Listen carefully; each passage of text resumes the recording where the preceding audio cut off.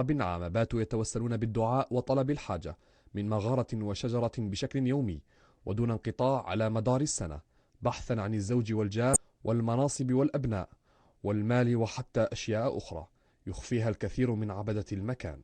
هذه احنا نقولوا لها باللغة الدارجة نقولوا لها الخلوة. دايرين فيها النية يزوروها. كل واحد ما يطلب ربي ويطلب الخلوة ويطلب يعبدوا الخلوة. كاين اللي يعبدها ما عارفش على حسب نيته، قول يا سيدي ربي يا الخلوة أعطيني وشافيني من المرض ويطلب واش بغى. طقوس هؤلاء تعليق منديل أو قطعة قماش بالشجرة وربطها والدعاء بعد ذلك، ناهيك عن الصلاة ركعتين داخل الكهف.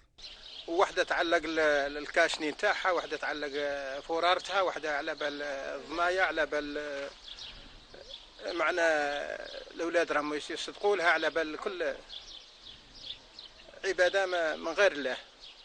تنفعهم بربي، هما اللي ما يصدقوش البز، اللي ما يولدوش، اللي ما يعلقوا كيما يهدوا حاجه من حوالهم، يديروا علام يديروا ويعلقوا في الشجره ومع ربي.